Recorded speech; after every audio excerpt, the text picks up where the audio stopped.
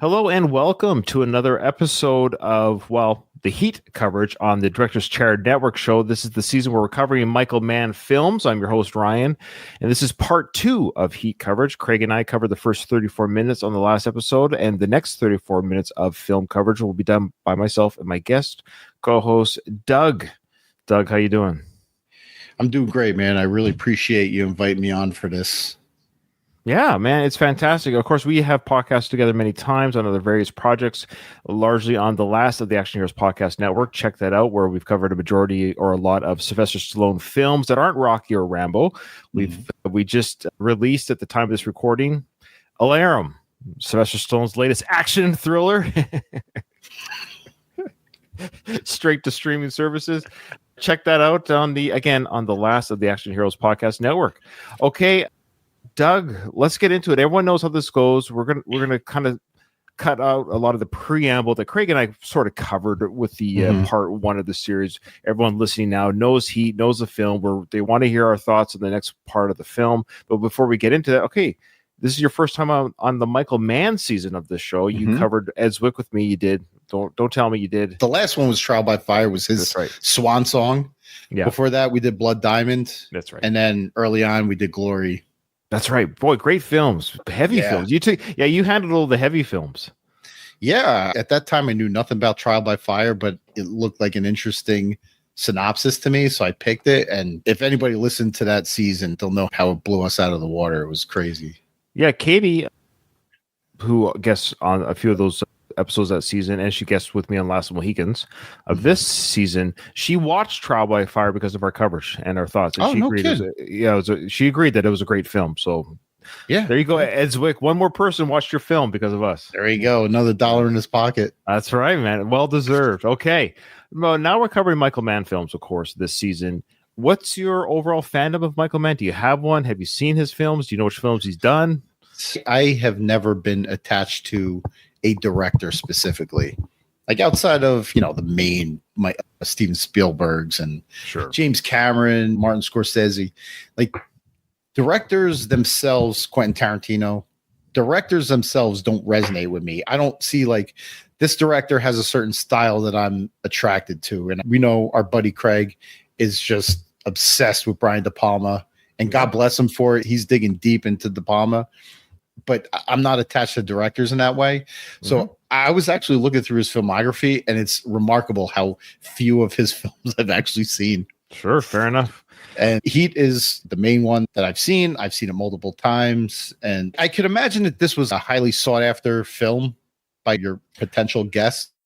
Yeah, that's why when I did this one, I think it might have even been Craig. Craig's actually, one, of course, he's covered De Palma on this network as well. It was him that said you should divide this film up into 5 parts, and then he also said you should make sure each co-host that doesn't cover the last part of the film gets a chance to speak to the gunfight, so I can collage that or montage that together and insert it into the final episode. So whenever we get to that part of the final episode, I'm just gonna say, okay, now here's Doug, Craig, whoever, talking about the gunfight, because we're not going to cover that today, if that makes sense. So that was a fair statement that Craig said. So yeah, thank Craig for the long drawn out Heat coverage. Well, if you're going to do it for any film, Heat is the one to do it, because A, it's a 3-hour monster, and B, it's just so packed, like scene to scene. Out of the 34 minutes that I have, we have one like somewhat action scene, but the rest is dialogue. And I don't know, maybe the average moviegoer might say it's kind of boring, but we see the diamonds in the rough, as you will. I'm ready to jump right in. Yeah, we're going to cover some of those scenes, but before we do, we always talk about the actors and stuff. Again, Craig and I covered a lot of that pre-discussion about the major actors, but we might as well discuss the actors that we actually see during your sequence, because a couple of them come up that didn't come up with the first 34 minutes between myself and Craig. So let's get into it. So where we last left off, I want to hear your thoughts on this moment by Al Pacino. It happened with Craig and I, but I told Craig I want to show Doug. I want to get your reaction to this incredible scene. Did you fall in love last night? You went off somewhere? Vincent. Just tell me that. I'll settle for it. You know what I mean? I'll buy that. Vincent. Give me all you got! Vincent. Give me all you got! I swear, me and my brother. Okay, so I just wanted to play that part again for you. What, was that Al being Al? Was he given direction to that? Did he give Michael Mann a heads up that he was just going to yell, "Give me all you got"? I can't believe it by direction. That's Al Pacino, man. Oh my God. It's like the tale of two Al Pacinos, because you see him early on in Godfather 1. He's very mild-mannered. He talks softly. But man, I don't know even where the switch happens, because he got this gravelly voice, the yelling. But the campiest, the most scene-chewing he's ever been has been in The Devil's Advocate. Sure. If you've ever seen that movie. Oh, yeah. Yeah, it is right around this time, right? And this is that same Al Pacino right here. He's trying to prime a CI, a confidential informant, as we in the law enforcement community call them. Oh, you're a police officer, right? I am. Yes. Thanks for mentioning that. I was actually expecting it a little earlier, but I apologize. Nonetheless. So he's greasing a confidential informant for information, and which doesn't need to be like an over the top exchange, but Al Pacino and his Al Pacino-ness makes it him screaming at. I actually laugh. I laugh when I see him do this. I never get tired of that, because he's just because he's asking, did you get lucky? Did you fall in love? Did you get were you with a woman? Meaning, why weren't you where you're supposed to be? Because were you getting laid? Essentially, it's like he's looking for information. He just yells, "Give me all you got." But you notice his eyes when he yells that. He doesn't have the furrowed brow. He's "Give me all you got." It's just like a straight face, but his voice just registers way up. Give me all you got. I played it twice for Craig. I'll play it twice for you, because it's just fantastic. Just look at his eyes. I'll settle for it. You know what I mean? I'll buy that. Vincent. Give me all you got! Vincent. Give me all you got! I swear. He's not angry. He's not angry. Is he acting here about to laugh? Is he laughing? It looks like I would. I would be like, what the hell happened? Okay. Now there's another part in this scene as well where he starts singing. Again, why are you singing? Tonight's the best I can do for you. He'll probably leave a note right on the door. Tonight's the best I can do for you, man. What was it? I don't know. You're a police officer. You're talking to your colleague. Would you just start singing, Doug? I knew me being a police officer was going to come up. Yeah. I'm a patrol, a sergeant. I'm a sergeant in patrol. I've been a patrolman most of my career, and I don't really have confidential informants. Right. But even people on the street, people that I trust, guys that, someone give us some kind of information. Sure. We don't talk to them like this. He's toying with the guy. And I can't imagine that this is a lot of direction by Michael Mann. He probably gives Al Pacino an outline. This is what your character is going to say. This is the script. Go do what you do. Oh, yeah. Yeah, I don't think you have. Yeah, he's 55 or 6 here at this time. And there's no. Yeah, you're not really telling Al how to be Al, if that makes sense. And we're going to see it again the next scene when he's greasing this guy's cousin or whoever he is that he meets in a club. But Tone Loc, right? That's Tone Loc that we we'll get to Tone Loc. We'll get to Tone Loc. Yeah, okay.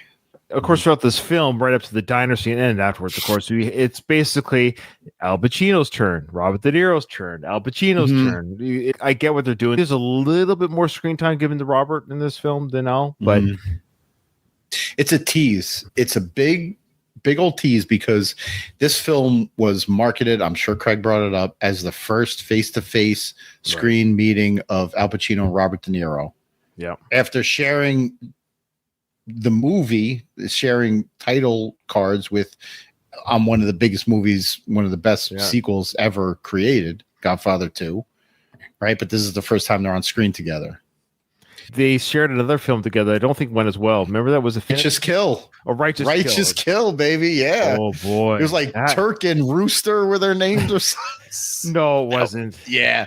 It was an awful, awful movie. Totally forgettable.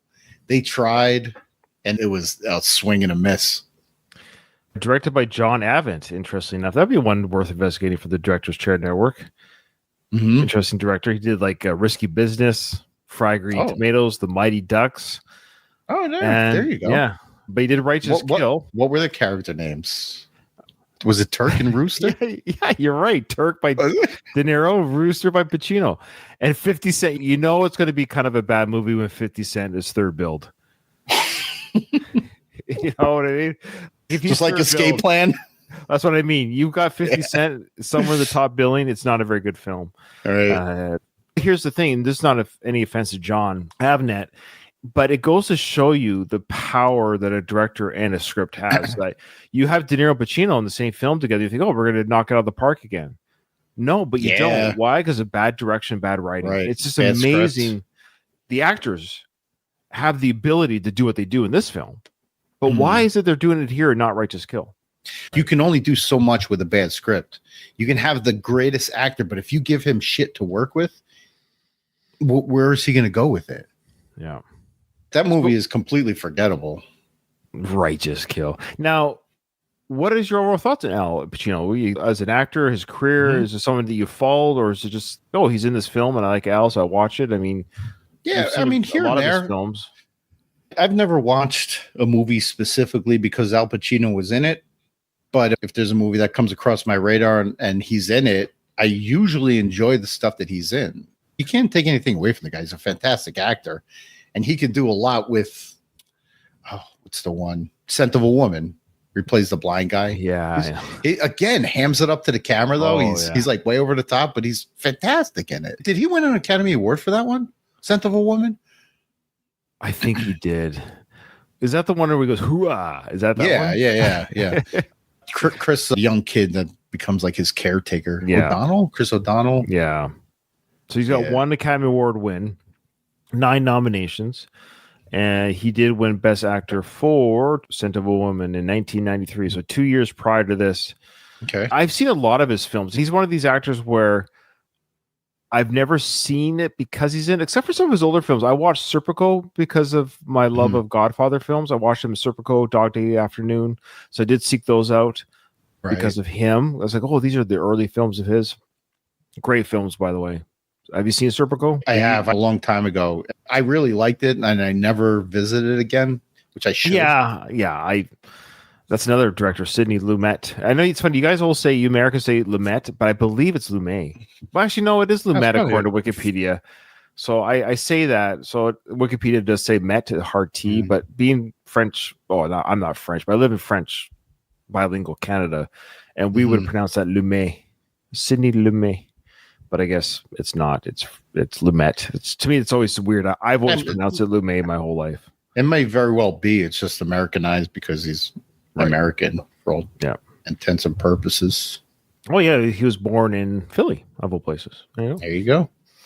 Okay, so Al Pacino, again, great actor. I've always enjoyed him, even in silly films like Devil's Advocate. It's kind of it's a silly film, but it's a fun, but he's great in it. Yeah, right. And that's everything that I've seen him in, I've enjoyed, but I never sought out movies just because he's in it.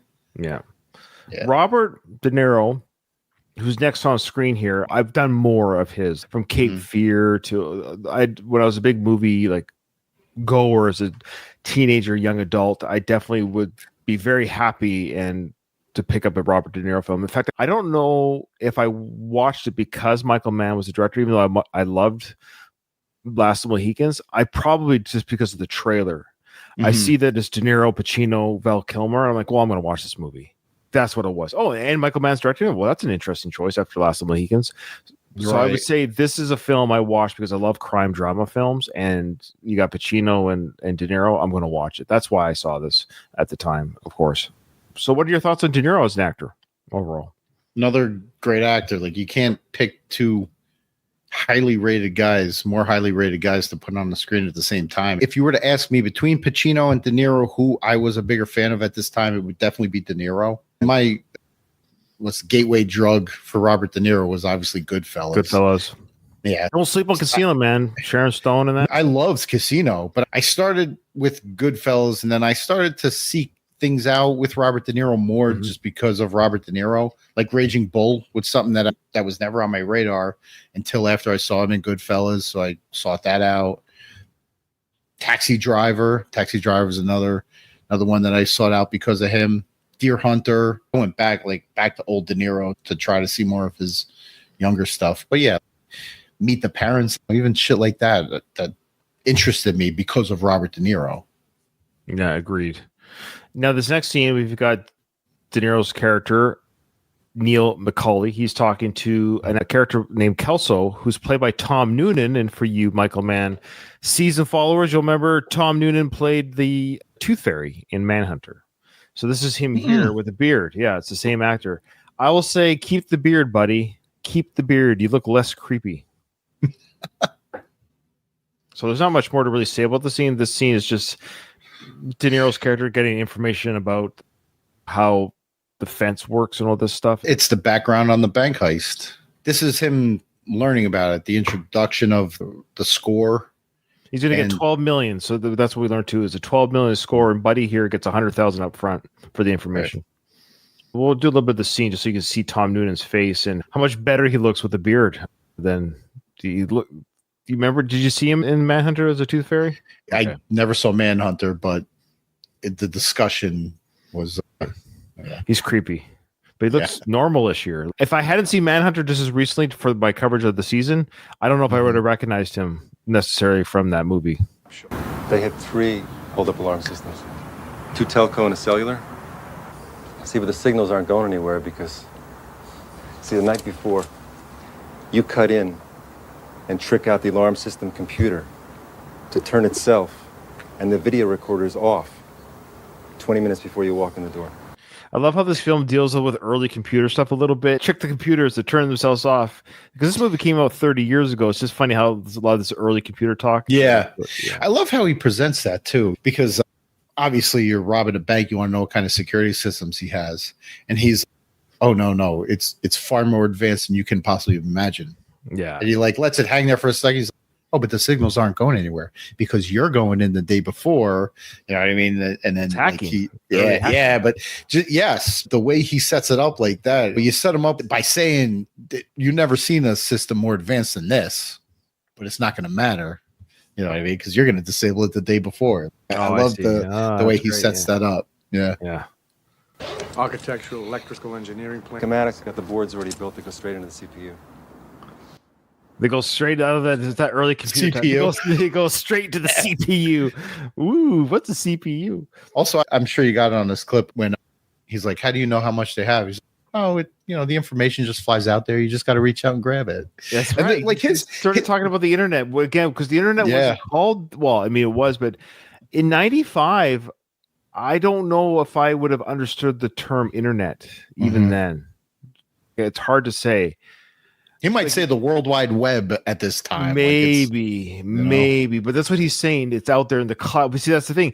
They didn't use the term cloud, but that's what he's saying. It's in the cloud. You can grab it from the cloud. Throughout this whole scene, his delivery of stuff like that, it's Tom Noonan. Yeah, I know nothing about this dude, but I love it. Like when he's talking about the alarm system. Oh, that doesn't matter because you're going to go in the day before. And this, like when he's, the information's just out there. You just got to go out and grab it. It's just so level, so calm. He's got such a soft tone in his voice. He kills the scene. I wish he was in more of this movie, honestly. 12.1, 12.2 million. That's how much they're going to get. It's 12 million. You're on. You're in. Congratulations.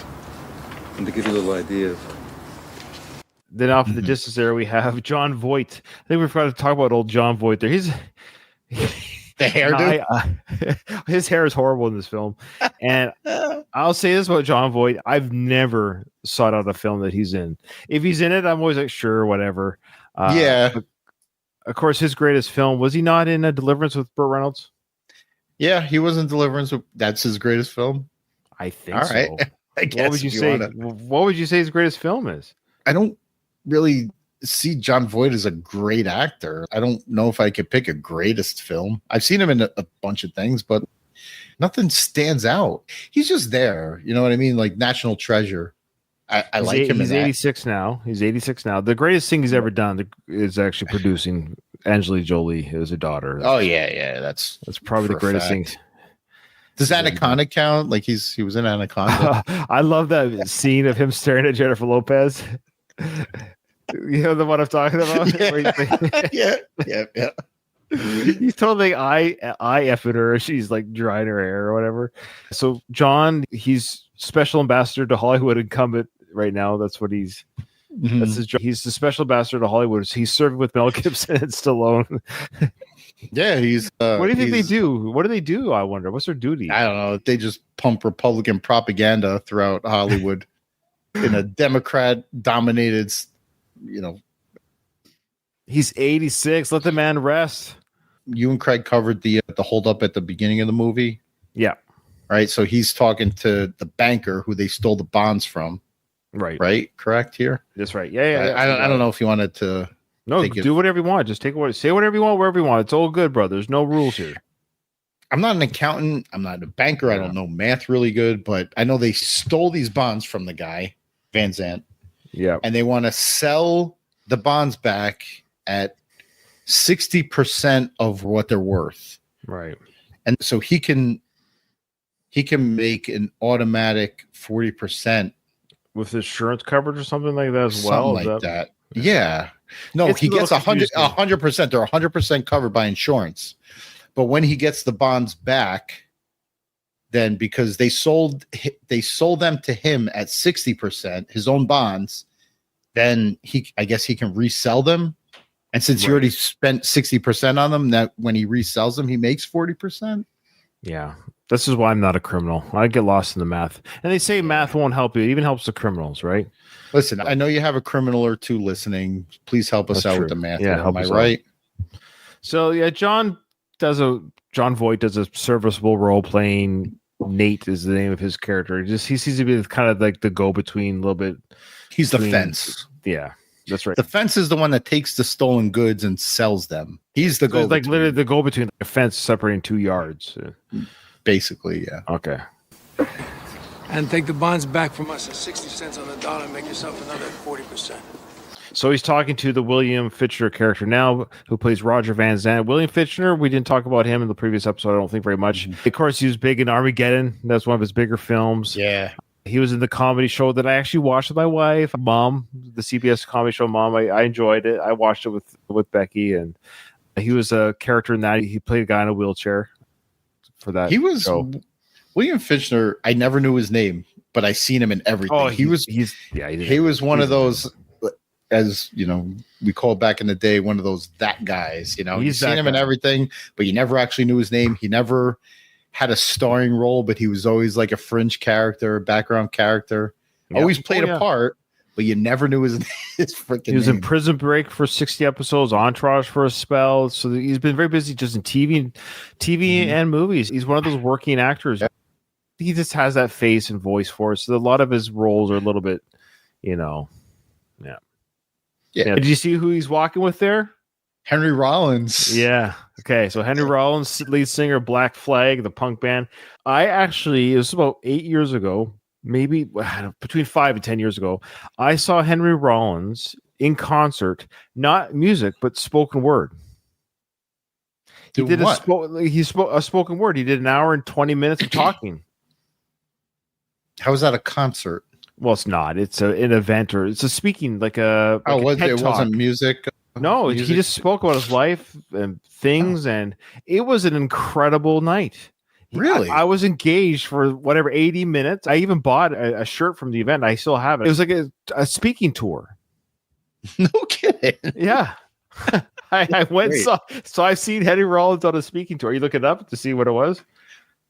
No, I'm actually looking at up him because I know he's been in stuff. Oh, yeah. He's been in TV shows. He always plays like a kind of psychotic musclehead guy. He's been in a good amount of stuff. He's on tour right now, I think. He's doing the Capitalism Tour is what it's called. He's been in a lot of stuff. Oh, yeah. A lot of things. So anyways, it was quite... I enjoyed it. My brother treated me to that. Thanks, Ruben. It was Ruben, actually. Great. Ruben did. It was fantastic. I had a great time, and I was surprised. I thought, it's gonna be kind of boring, but no, he's very engaging. Yeah. I'm sure he's got stories to tell too. Yeah, I was actually just listening to a Conan O'Brien show, and he had Bill Hader on. And Bill Hader shared a story of Henry Rollins meeting David Lee Roth. I know I'm going all over the place here, but follow me here. So David Lee Roth was doing a morning show back when he was doing morning radio or whatever it was, or he was either a guest or host. I can't remember. He was on Sirius for a spell, but so it was like 6 a.m. or whatever. And David comes out of the booth or out of the room in the hallway, and there's Henry Rollins to his like guest gig or whatever. And David's, Bill Hader does voices. I can't do voices.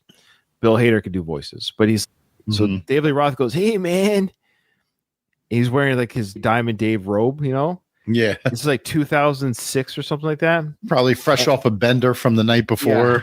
This is 20 years ago. So he opens up his robe and he has like bottles of beer in his robe or whatever, like alcohol. They're probably not very big, like little shots and stuff. Yeah, sure. He goes, "Yeah, you want a drink, man?" To Henry. Now Henry's like, he's a straight edge. Mm-hmm. He doesn't do drugs or alcohol. And Henry's, "No, man, I'm good, And David Roth goes, "What, you go to school tomorrow?" "What, you go to school tomorrow, man?" Anyways, Bill Hader does a much better job, but I could just picture that whole scenario. But yeah, Henry Rollins has a little bit part in this, and he's very serviceable, being William Fisher's go-to guy. Yeah, his heavy. Yeah, literally. Nothing really happens in this scene other than it's just interesting that Henry's there. But I love how William Fisher's wearing that classic, the classic headset. That's very 90s. Oh yeah. I'm so busy. I don't have time to hang up or answer the phone. It's just always on my head, good to go. So we go back to De Niro and Tom Noonan's character talking about how do you get this stuff? And so it's here. If you want to hear that? An estimate. Those are exact figures. I had a printout here of the cash flow of the bank for the past 2 months. How do you get this information? Just comes to you. This stuff just flies through the air. They send this information out. I mean, it's just beamed out all over the fucking place. You all have to do is know how to grab it. See on how to grab it.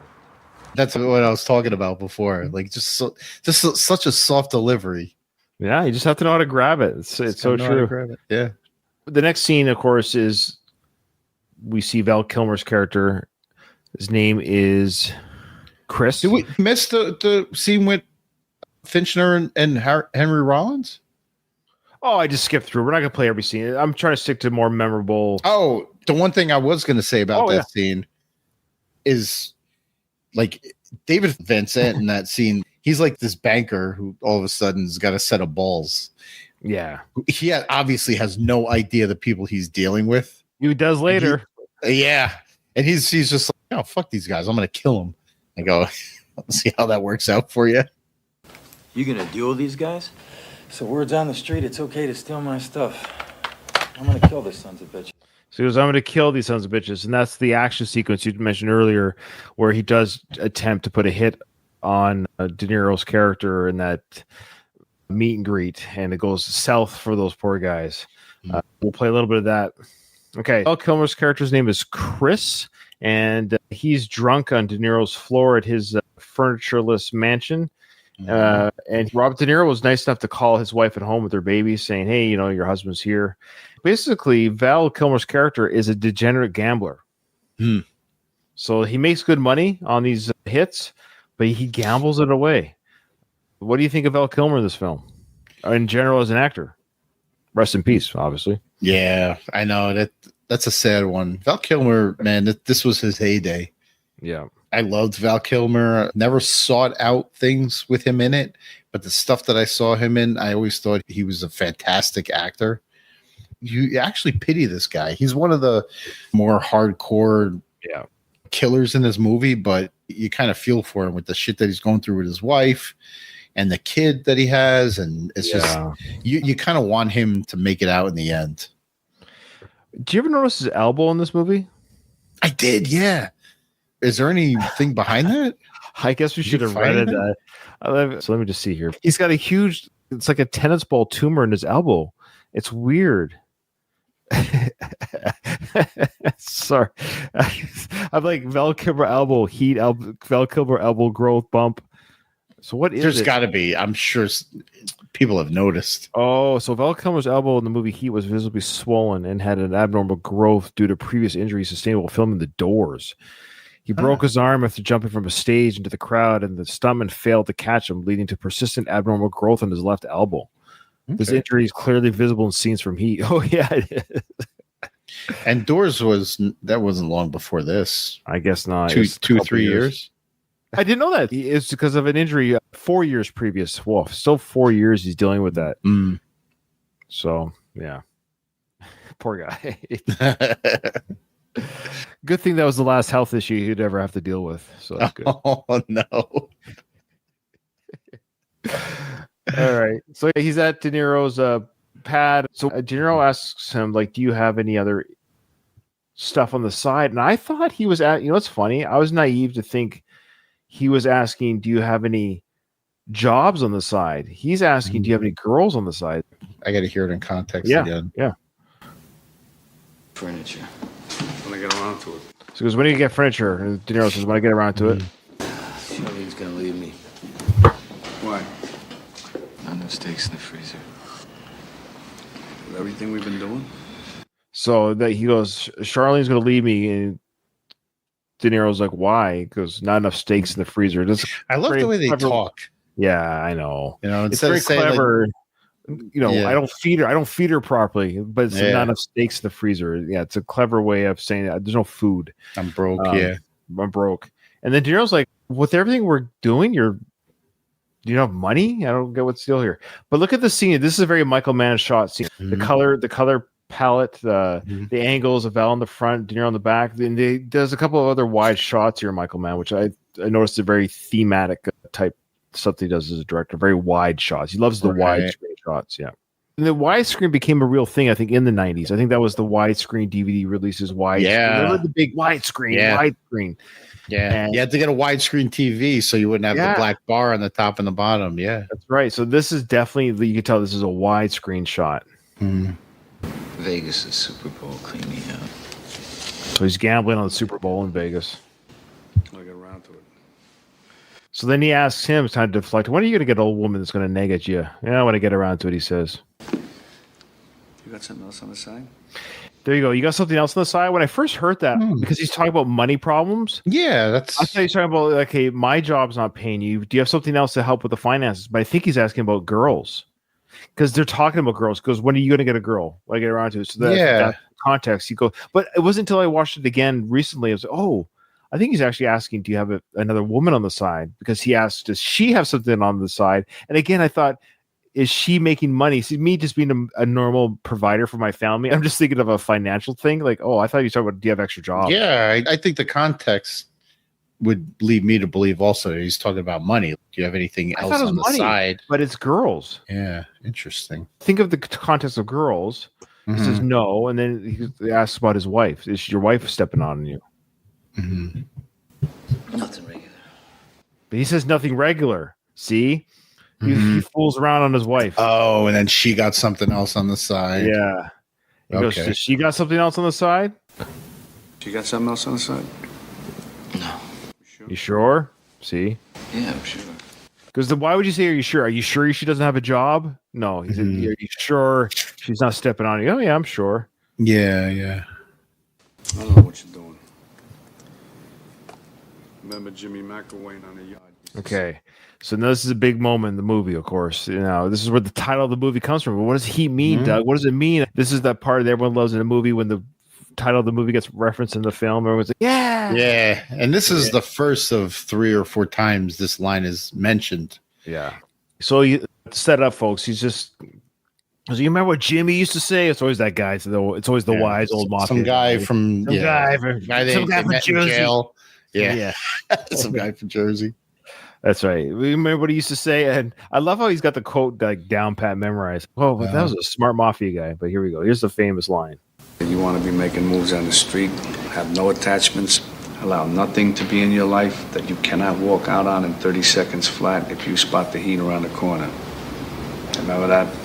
You spot the heat around the corner. Of course, that's law enforcement. So if you got trouble, friction, if you got something coming around the corner that's going to cause friction, heat, danger, you got to be willing to leave everything behind: woman, children, friends, family, or you're in the wrong business. And I love how, of course, we learn later, De Niro doesn't follow his own advice, of course.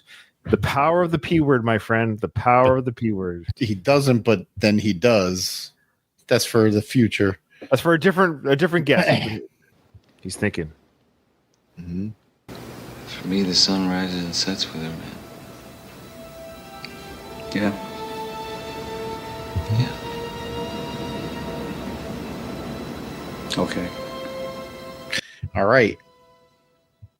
So you got like this mantra that this guy lives by, and he believes it, and he wants his guys to believe it too. But he respects the fact that Chris loves his wife. Yeah. And the sun rises and sets with her, and he's like, yeah. And Chris says, yeah. And he's like, okay. He accepts that. He doesn't force his mantra on Chris. And you root for Robert De Niro in this movie. You root for his character. Not that you want to see him win the day. You don't want to see him whack Al Pacino's character, but you're kind of rooting for him. And it's because of scenes like this. Like he respects the fact that Chris loves his wife, even though he doesn't buy into his walk away mantra, you know? He's a bad guy with a heart. Mm-hmm. Yeah.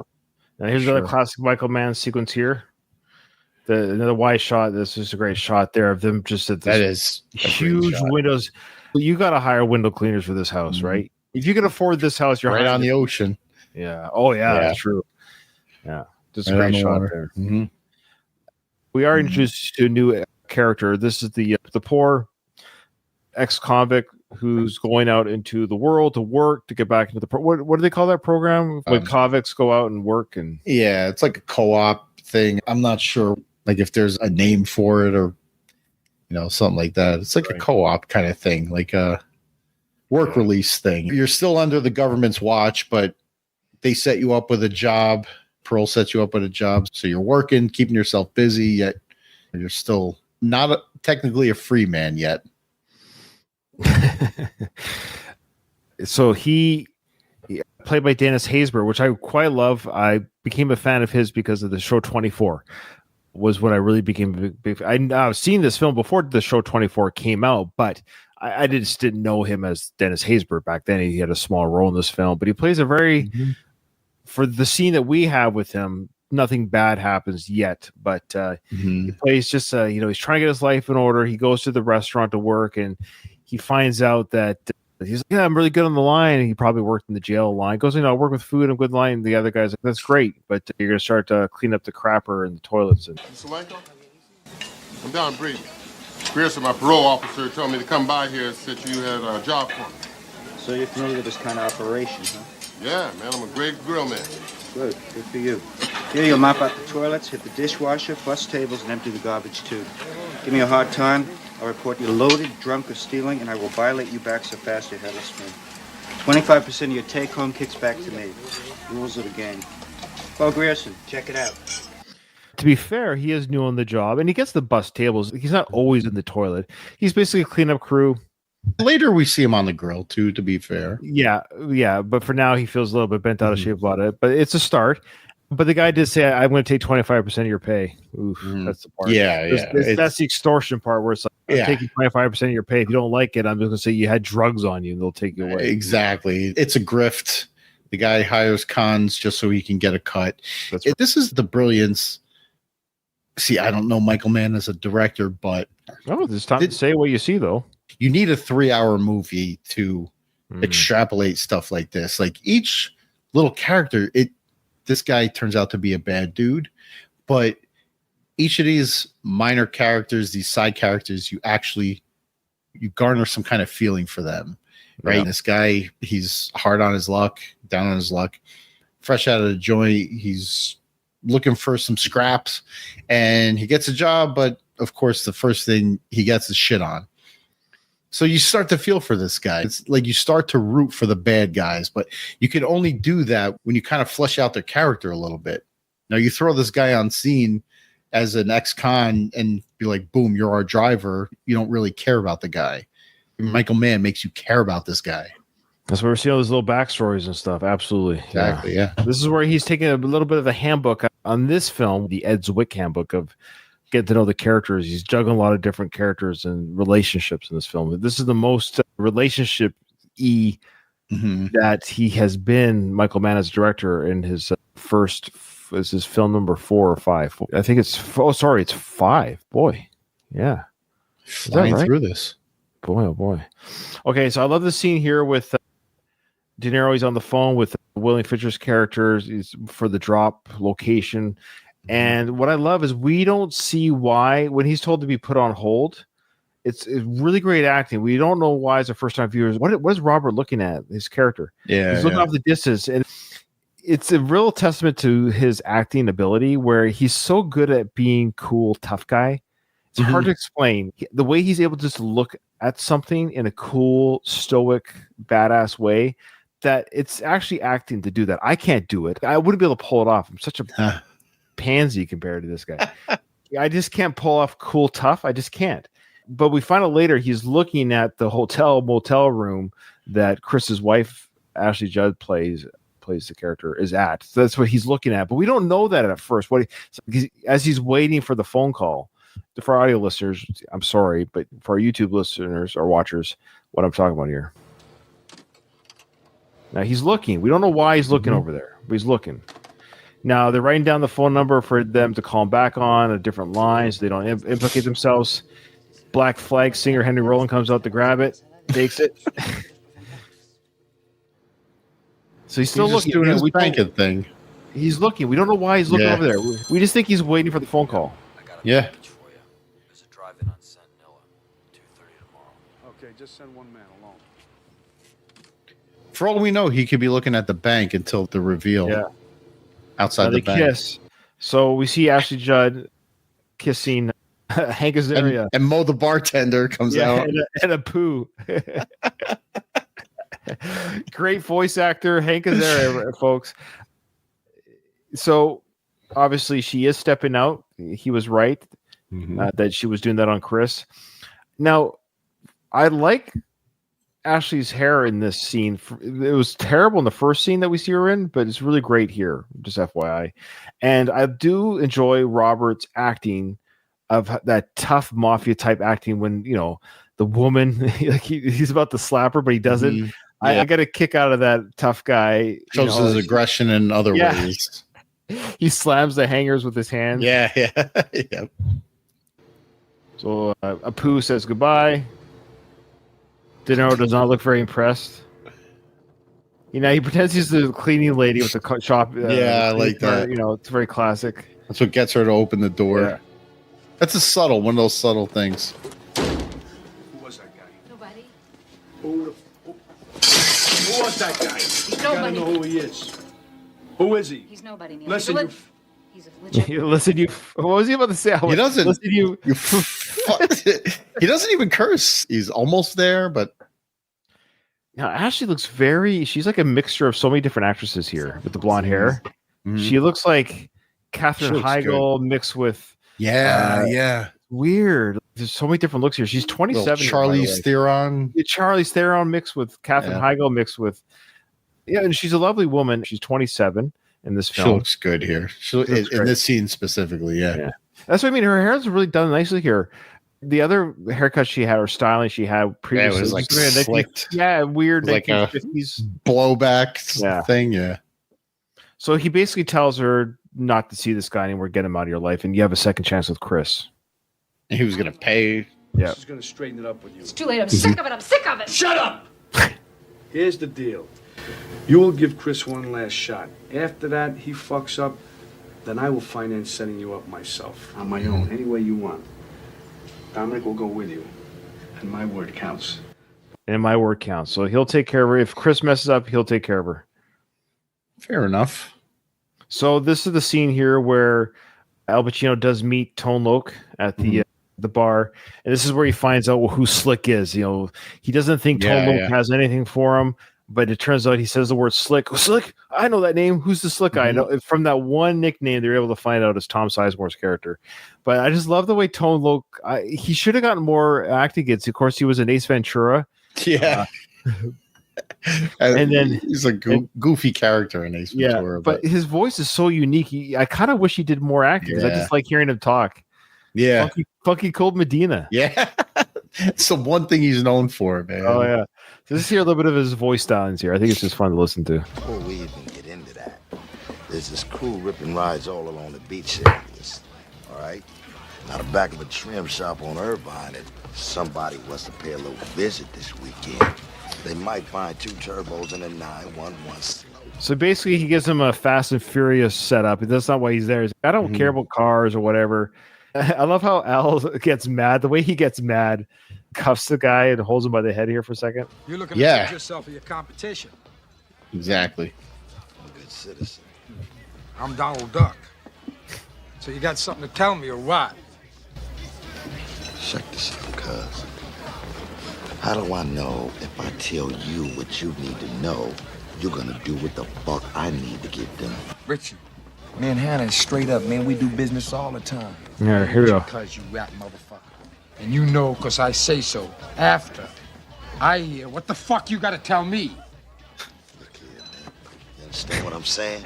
I get killed for telling you this shit. All right. It's not the correct way to grease a CI. Like, you don't call them a rat motherfucker. You know they are. You want to be a little more tactful. Yeah, let me remind you, you're a rat. Right. Yeah, I know. I get killed doing this. What do you like? Al's character's bedside manner is it's so funny here, and there's a scene coming up I can't wait to talk about. But yeah, so this is basically the scene where they get Slick. They find out that it's Tom Sizemore's character. It's a big breakthrough for the case, obviously, because it leads them to the crew. Yeah, he has a name to go with the street name. That's right. Now here's the meetup, and this is a great shot sequence here. So the meetup is, what is it that he's grabbing from the guy again? It's supposed to be was it the bonds or was it cash? It's the cash to buy back the bonds. Okay. So it's like an exchange. So the guy comes up in a Dodge Ram dually. Put your hands where I can see. No, this guy looks like an everyday middle-aged man, dad, very unassuming, banker-looking guy. Right. And De Niro has an earpiece in for the phone. He's on the mic with Val Kilmer's character on the roof. We don't know that as a viewer just yet, but that's what the earpiece there is for. He does everything by the book here. You know, give me the package with your right hand, keep your left hand on the wheel, which, you know, so you can't shoot me. But in between the vehicle, we have Fitchner's goons. Remember, he says, I'm going to kill those guys. If they can steal my money, I'm going to kill them. So he is going to murder them. He almost would have, put this way, if Val Kilmer wasn't on the roof, he would have been dead. Yeah, part of the shot is seen through the side view mirror. So you think that Robert De Niro's character should be able to see him sneak up on the side? But yeah, so I mean, movie purposes, the script says so. We get what's going on. So we get a bit of a, Doug said at the beginning of this episode, we get a bit of an action sequence on our 34 minutes here, because this stuff that happens after this is a lot of couples. We just see all the cops with their girlfriends, and all the bad guys with their girlfriends. We see both the good guys and the bad guys with their respective girlfriends and wives, and that's why Robert De Niro's character goes back and hooks up with Amy Brenneman. So here's the little sequence here.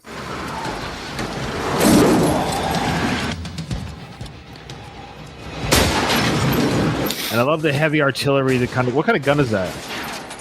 It's like probably like an AR-15, like a smaller rifle. M9, that sort of thing. Now, this right here is the thing that bothers me about this scene.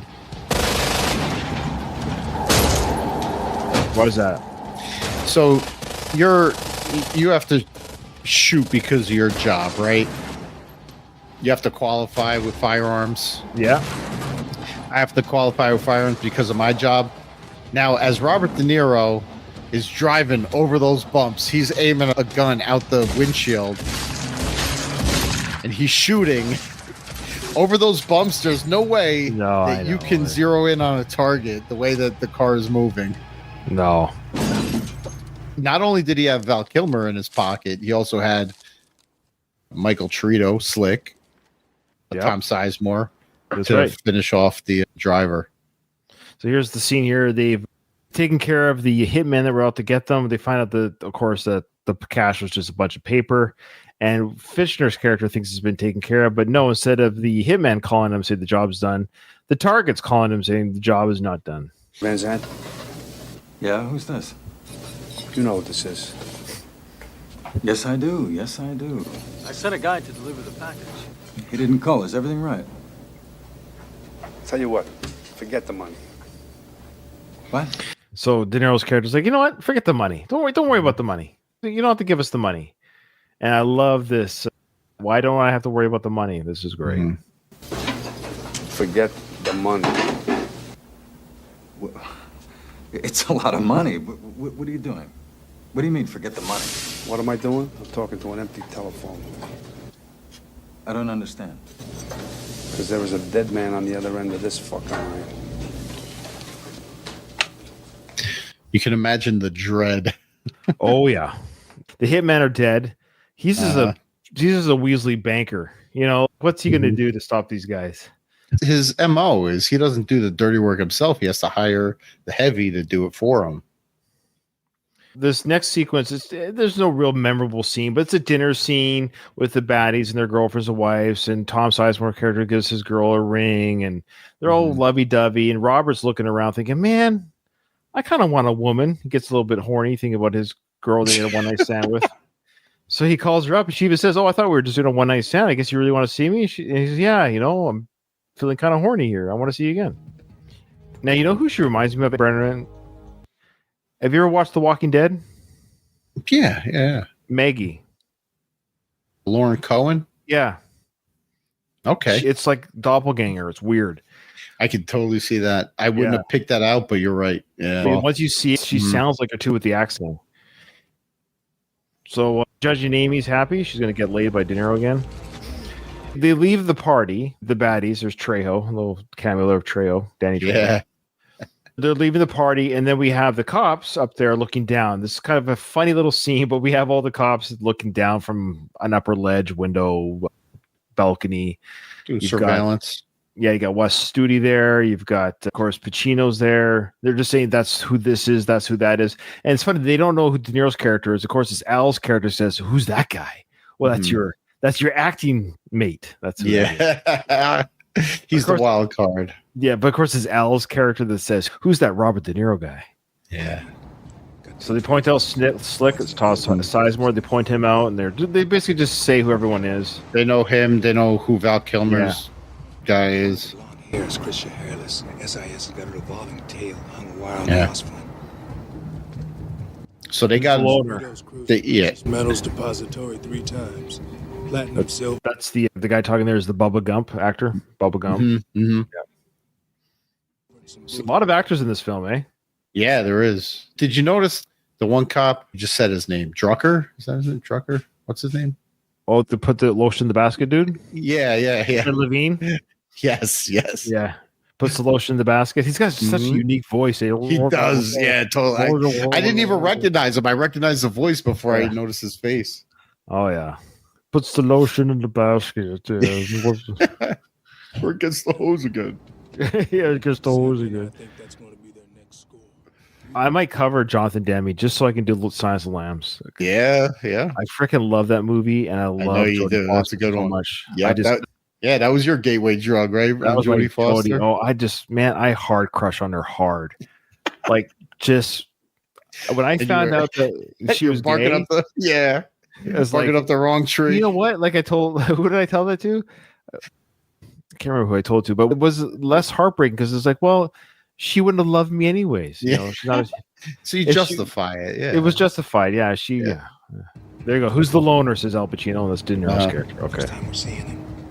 First time seeing them, but we're gonna talk to him later. Right. So they got wires on everybody except Robert De Niro. This is upsetting. This is great. It's a very upsetting, great scene. But the actress who plays the young, lovely woman, I don't know her name. I'm sorry. She's done her deed with this creepy dude, played by Kevin. Yeah, Wayne Grohl, played by Kevin. We talked about him last episode. Kevin Gage is his name. He hasn't really done anything like of note, but what he has done of note is he's married 2 dead women. Oh wow! Both of his ex-wives are dead. Interesting. Isn't that weird? He was married to Kelly Preston for a while. Oh, wow. Who she married John Travolta after him, I believe. She's hot. Have you? I'm sure you have seen Kelly Preston like in her prime, her heyday. Oh yeah, yeah. She was one of the hottest girls alive. He was married to her from 85 to 87.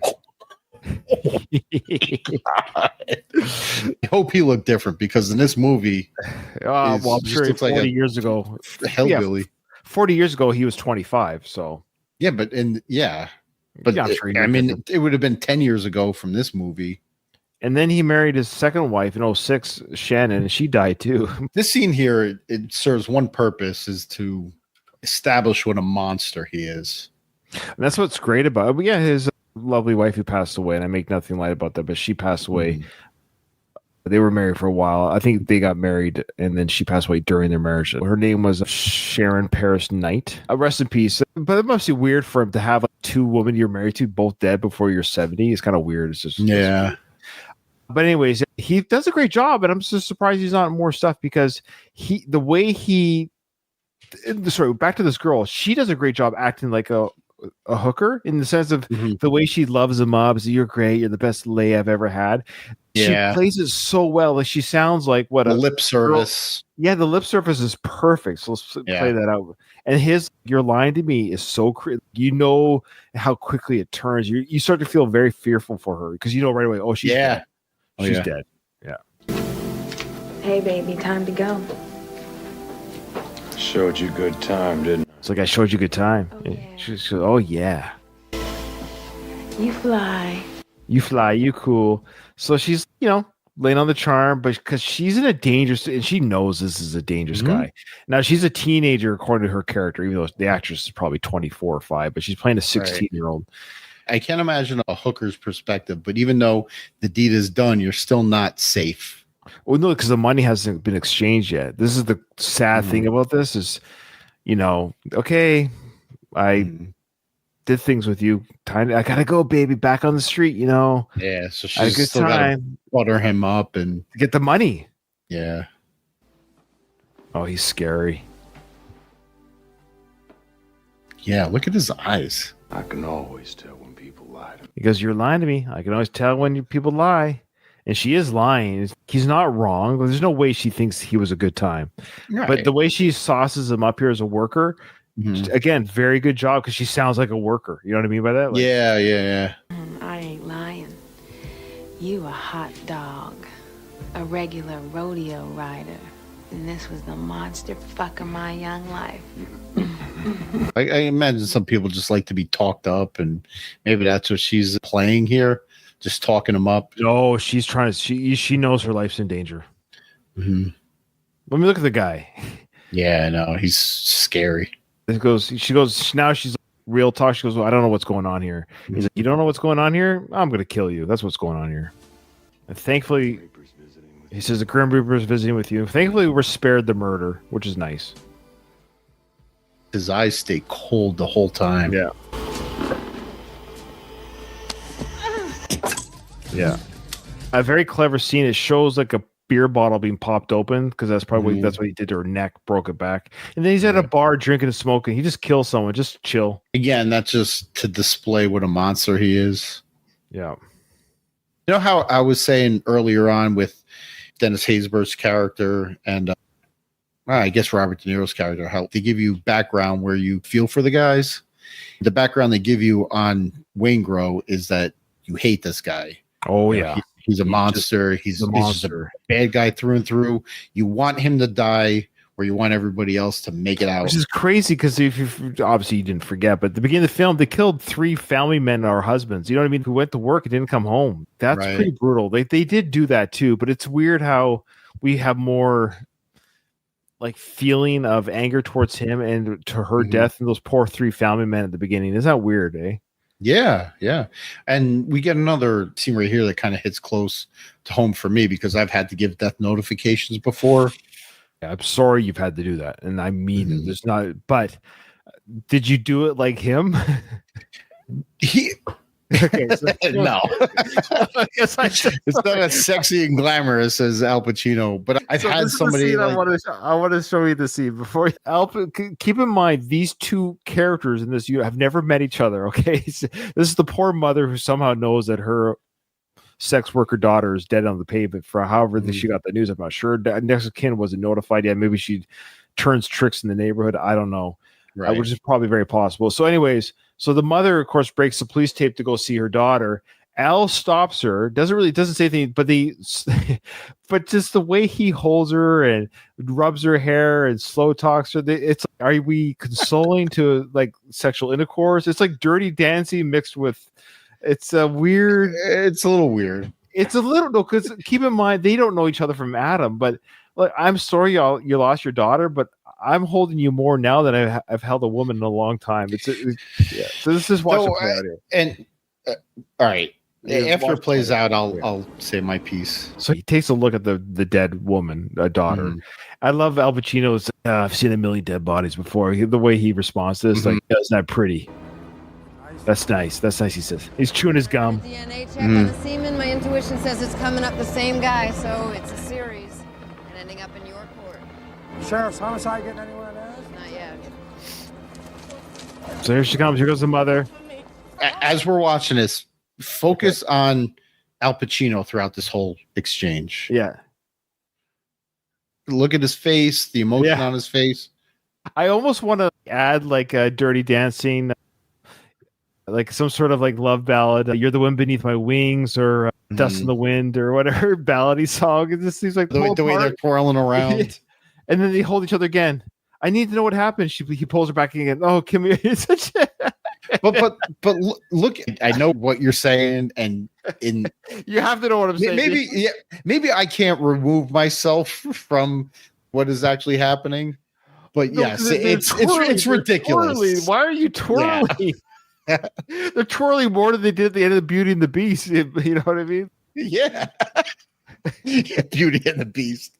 Yeah, it is. There's a little bit of that going on. She's full of emotion. She's, of course, she's finding out her daughter's dead, but he has no emotion on his face. Like the whole thing, he's done this 1,000 times, and he's seen so many dead bodies in such awful situations that he's numb to it. He has no more emotion. When his wife is screwing around on him, he has no emotion. He is numb completely to his core. And this is the thing with he's a grizzled old detective. And that's the fact of the matter. That's what happens over years. And we're going to get into it the next scene with him and his wife. But I've done death notifications before, and I've had people collapse in my arms when I told them what happened to their loved one. But I haven't seen enough carnage and trauma to become numb to it. It still affects me. Even 23 years later, I still see it, and it still affects me because I work in a small town, and it happens. But I also get these big city guys, when they work an entire career of this shit, they completely numb over. I'm not a director, and I don't know if this is what Michael Mann's going for, but if I'm a betting man, I would say that's what he's going for. It's just to show how numb Al Pacino's character is. Numb but dancing. Yeah, he's doing a little twirl. When I saw that, I was just like, of course, it's just a movie. What you've gone through is real life, and bless you, Doug, for doing that for those poor families, because I know you would be a very good man for doing that, the way you would present it. But for the film, it's just like a hokey Beauty and the Beast dance. I'm not sure what happens. Yeah, it's dramatized, obviously, for this. He goes back to the party where the wife is. He asks her, why didn't you go home with everybody? Why are you still here? She's like, well, I wanted to wait for you. And she goes, you got to be with me sometimes. I know you got a busy life and all this stuff, but when you're with me, I want you to be human. He's like, what do you want me to do? And this is his answer. Well, how do you want me to be around you? Here we go. You live among the remains of dead people. You read the terrain. You search for signs of passing. Sure, but I don't know if I missed it. No, not yet. That's the only thing you're committed to. The rest is the mess you leave as you pass through. What I don't understand is why I can't cut loose of you. I can't quit you. Oh, I think I did pass it. Sorry. Oh, did you? That was after all of that. I thought he had the last word in this. Or here. For the normal routine. We fuck, then you lose the power of speech. Because I got a hold on to my angst. I preserve it because I need it. It keeps me sharp, on the edge, where I gotta be. Did I miss again? I think it's coming. Okay. You never told me I'd be excluded. Right, here we go. So she's basically saying you're not here. What you're here, but you're not here. You're like typical. Yeah. You're more than your job. Be with me, and I get it. But it's kind of a trope in movies. I understand. But I just love what he says. You want me to come home and tell you this? It's just a funny line. I told you when we hooked up, baby, that you were gonna have to share me with all the bad people and all the ugly events on this planet. And I bought into that sharing because I love you. I love you fat, bald, money, no money, driving a bus. I don't care. But you have got to be present like a normal guy some of the time. That's sharing. This is not sharing. This is leftovers. I see. What I should do is come home and say, "Hi, honey. Guess what? I walked into this house today where this junky asshole just fried his baby in a microwave because it was crying too loud. So let me share that with you." It's either a very big microwave or very small. Yeah. That's all I could get from that. Yeah. It would have been better if he said they threw him in the oven. Okay, pot roast, that could fit. Yeah, you roast them. But shit like this happens. Look. I know, man. I can't. Please, I know. I don't want to do this on this podcast because I think for the most part, we're like a comedy podcast. But Right. if you will indulge me, can I get sure. real for a quick second? Of course. The stuff that we carry with us as law enforcement officers, it's hard to explain that to loved ones, especially like my ex-wife and me. There's a reason why she's my ex-wife. I was never able to relay the shit that I dealt with on the job to her as like a venting process. You know what I mean? Right. Yeah. But my current wife now, she was an EMT. She's a nurse, an emergency room nurse. So she gets it. So we have a great relationship. Much younger. Yeah, I got you. Yeah. We're able to Of share course, that stuff. And she seen trauma. understands. She's incredible accident trauma and the suicides and all, just the ugly problem- side of that. And you mentioned the ugly side. All right. The ugly side of law enforcement now is police officers take their own lives at a astronomical rate because of shit that they keep in that they can't share. Mental health is such a big issue, and guys are guys, and they don't want to. I don't need that. They don't believe in therapy and stuff like that. I see a therapist. I think it's a great thing for everybody, especially cops, because you can't hold that. These guys here, these guys in the mid-90s, of course, this is dramatized, but it's not that far off from what was real back then. Like, those guys were built different. They can keep this in. But they went home and they weren't like family men. They went home and they were in their own prisons and stuff like that, you know, at home while the wives raise their kids. But like nowadays, you have to get that out because it's the last resort is putting a gun in your mouth, and nobody wants that.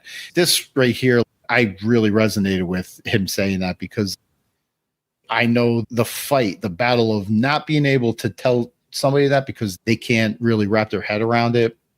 But now that I feel so much lighter because I can talk to my wife about stuff like this. Yeah, of course. But that's just me preaching. Sorry. No, stop it. I'm glad you have somebody that can do that for you. That's good. While you're talking about something very serious and powerful, I just found a young picture of Kelly Preston. So, let's see it. Please be one of her topless ones.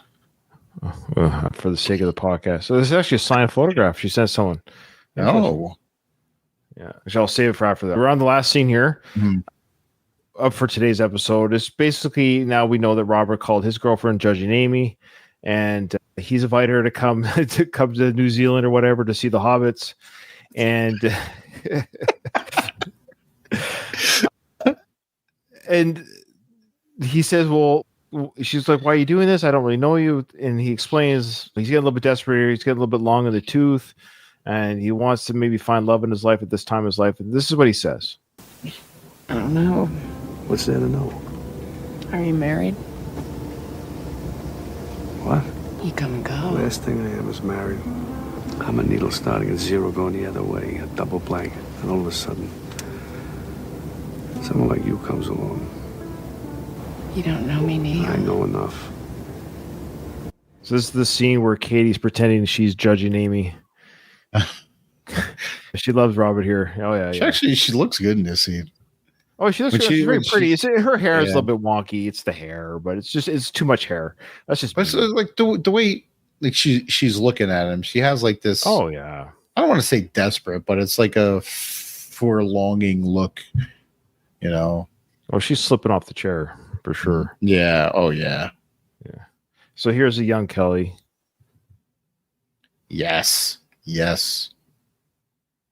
That's exactly the era I was talking about. Yeah, this is when she was married to Waingro. Wow. Can you imagine? Gorgeous. And so she signed this here, all the best to somebody. Can you imagine be married to John Travolta trying to pretend you're not gay? I know. Does she have kids with him? I think so. Oh. She was gorgeous. Yeah. All right. Natural beauty. Yeah. Well, Doug, that is the end of our episode. Thank you so much for coming on, talking part 2 of our Heat coverage. This next 34 minutes of film. There is a guest coming on who might be the final guest. They want to be the final guest because apparently they don't like the film. They volunteered to come on this film to shite on it, which I'm not sure how I feel about that. But well, I mean, it's interesting to get another perspective, but. Yeah, and that's fair because, I mean, I'm sure they're going to say that it wasn't all horrible, but they have things to say apparently, and that's fine. Okay. Doug, is there anything you'd like to plug before we end this episode? Yes, the Frank Stallone Who Is This Guy podcast. It's about a monthly review of Frank's Instagram and his egocentric ramblings, and he's a wealth just comedy, unintentional comedy. It doesn't mean to be funny, but we find the funny in it. So yeah, Doug and I do that. So go ahead and just Google Frank Stallone Who Is This Guy podcast. And if you want to hear a couple guys like me, Doug, roast Frank, have good humor, fun with him. We have a good time covering his life, and we have it on record. He watches our show. And I don't think he's a fan of it, but he watches it. You don't say. So, but we appreciate Frank and his opinions that we comment on. We comment on his comments. So, yeah.